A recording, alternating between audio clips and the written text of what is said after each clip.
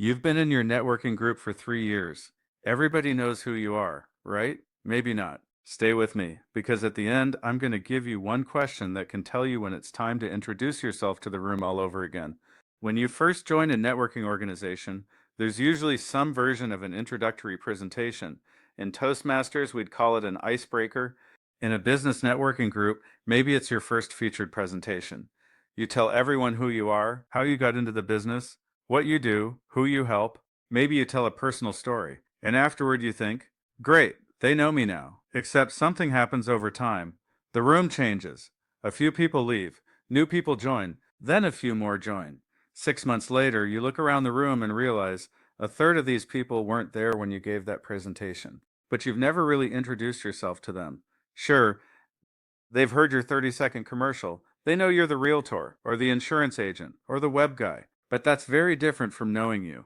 And networking works differently when people know you. Think about the people you refer most confidently. Usually you know more than their job title. You know their story. You know what they're good at. You know what kind of customers they want. You know something about their personality. Maybe you even know why they chose their profession. That's the information that helps someone remember you when they're outside the meeting. So I think there's tremendous value in occasionally going back to the beginning.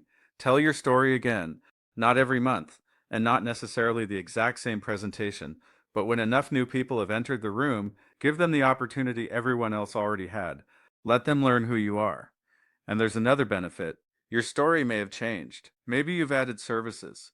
Maybe you've changed your ideal customer. Maybe you've learned how to explain what you do better.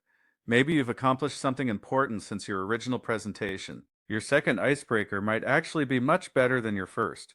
Here's the question I promised you. Before preparing your next networking presentation, look around the room and ask yourself, how many people here never heard my story? If the answer surprises you, maybe you don't need a brand new presentation. Maybe the most valuable presentation you could give is an updated version of the one that introduced you in the first place. Because networking isn't about having told your story once. It's about making sure the people who can help you actually know enough of your story to remember it. Sometimes moving your networking forward means going back to the beginning. Thanks for joining me. I'm your Santa Barbara web guy, and I'll see you next time.